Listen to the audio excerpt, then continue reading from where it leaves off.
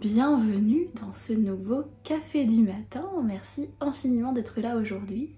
Je m'appelle Florivine, artiste pluriel et slow. Et pour ce matin,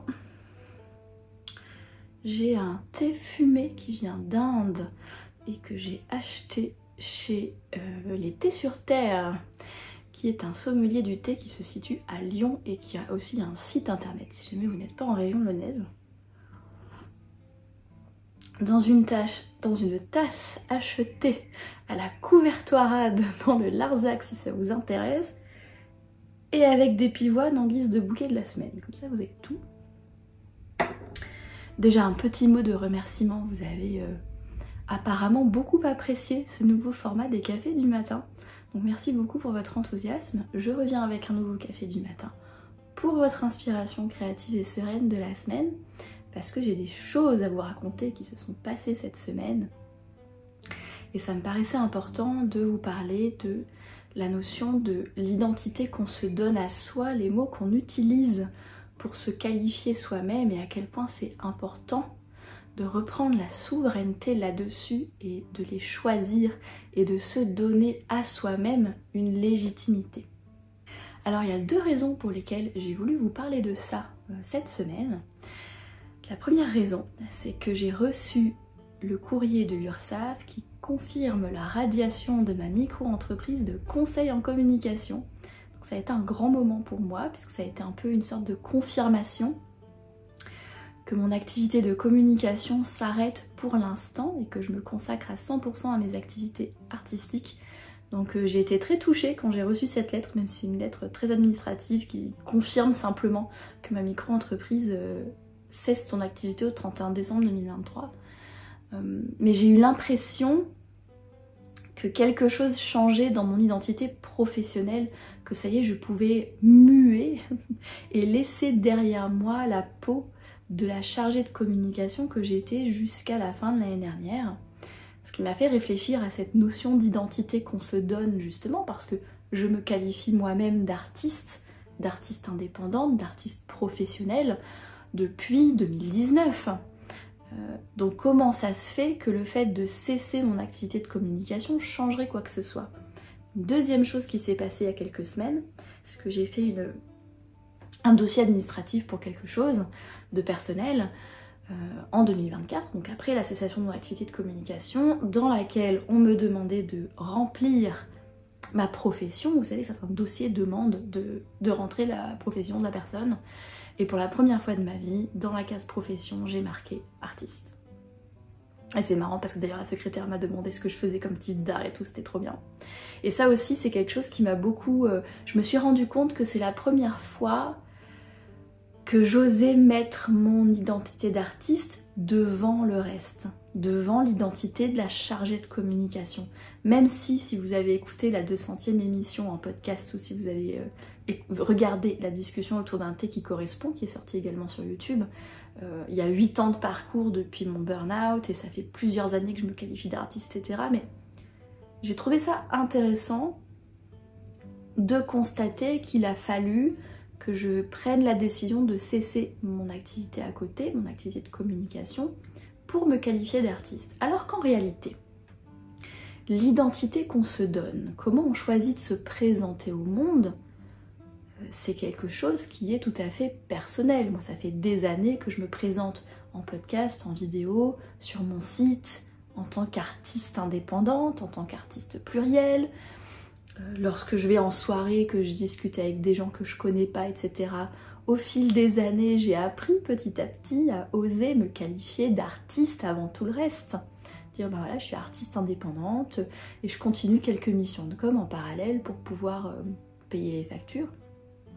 Et il y a beaucoup d'artistes, d'auteurs et autrices, etc., d'artisans, etc., qui font ça, qui ont une activité artistique qu'ils souhaitent développer et qui continuent à faire un autre travail à côté pour payer les factures parce que, bon, ça c'est encore un autre sujet, mais la question de se développer en tant qu'artiste et ce que ça rapporte financièrement, c'est tout un sujet. Et je pense notamment aux auteurs et autrices de fiction que je connais à travers le forum que j'ai fréquenté pendant plusieurs années. 95% des auteurs et autrices publiés, professionnels, etc., qui ont une vraie démarche dans le sens pas simplement qui écrivent un livre dans leur temps personnel et puis qui le publient en amateur en faisant pas payer ou qui le montrent qu'à leurs amis, etc. Là je parle vraiment de personnes qui sont publiées par des maisons d'édition, qui assistent à des salons, qui font des dédicaces, qui reçoivent des prix littéraires dans les salons en question. Donc vraiment des personnes qui sont des auteurs-autrices professionnels. 95% de celles et ceux que je connais ont une activité professionnelle à côté. Que ce soit tenir une école d'écriture, être traducteur ou traductrice, être professeur en collège ou en lycée ou en université, ou alors avoir un métier salarié qui n'a rien à voir avec l'écriture. Il y a beaucoup de journalistes aussi qui sont écrivains. Et pourtant ces gens-là se qualifient bien, elles et eux-mêmes, d'auteurs et d'autrices de fiction. Ils vont pas dire « Oh bon bah je suis prof de français puis j'écris un petit peu le week-end ». Non, je suis auteur, autrice de l'imaginaire, de fiction, publié chez machin, etc. etc. Il y a beaucoup d'artistes visuels aussi qui ont des métiers liés à leur art, hein, par exemple graphistes, illustrateurs professionnels qui font des illustrations de commande par exemple, ou qui travaillent dans des services graphisme ou communication dans les entreprises.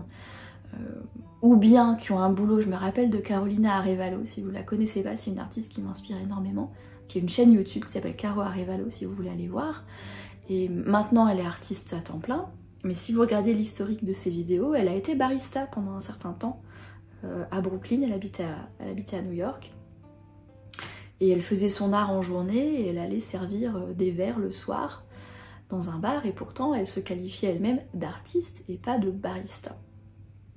Où est-ce que je veux en venir avec ça? Que vous soyez vous-même une personne créative ou pas, que vous soyez artiste ou pas, et que les activités créatives que vous pratiquez dans votre vie, vous souhaitez les professionnaliser ou pas, ce que j'ai envie de dire, c'est qu'en fait, c'est vous qui décidez comment vous vous qualifiez. En fait, c'est moi qui décide comment je me qualifie.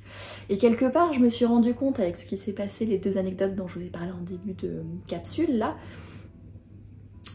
que quelque part je me suis retenue moi-même jusqu'au bout de me qualifier d'artiste indépendante, probablement parce que j'ai mon diplôme dans la communication, j'ai pas loin de 15 ans d'expérience dans la communication, jusqu'à la fin de l'année dernière c'était la communication qui ramenait la majorité de mon revenu, et donc quelque part je me sentais pas légitime, presque inconsciemment, à me qualifier en priorité d'artiste indépendante, quand finalement d'un point de vue diplôme, d'un point de vue revenu, d'un point de vue temps passé sur les choses, la communication prenait autant voire plus de place que l'art.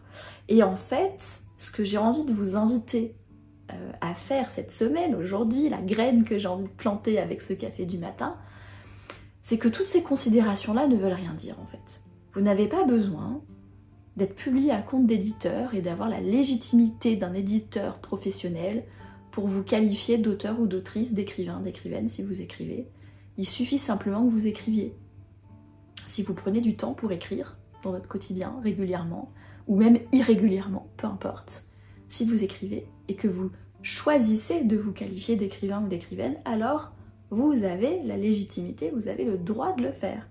Si vous peignez, que vous dessinez, que vous illustrez et que vous souhaitez vous qualifier d'artiste, vous avez le droit de le faire, même si vous n'avez pas vendu une seule œuvre, même si vous ne monétisez pas votre art. En fait, ce que je veux dire par là, c'est que la manière dont on choisit de se présenter au monde, l'identité qu'on choisit de cultiver, la personne qu'on choisit d'être quelque part, dépend de nous-mêmes, de nos choix, de notre attitude, de ce qu'on priorise dans notre agenda, dans notre quotidien, ce qui est important pour nous.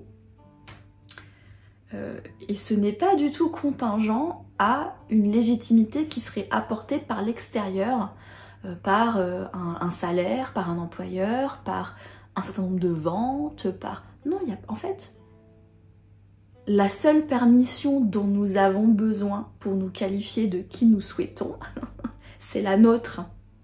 Et en fait, c'est à partir du moment où on s'autorise à se donner la qualification qu'on souhaite, qu'on s'autorise derrière à mettre tout ça en priorité et qu'on devient réellement cette personne qu'on choisit de se qualifier d'être.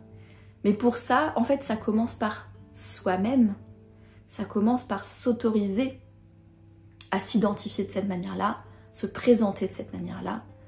Et quand on s'autorise à devenir cette personne-là, alors derrière, on se donne à nous-mêmes la légitimité d'y consacrer du temps, de l'énergie, d'apprendre, de progresser et de devenir cette personne qu'on choisit d'être, que cette personne soit artiste ou pas. Je vous donne mon exemple parce que moi je suis artiste.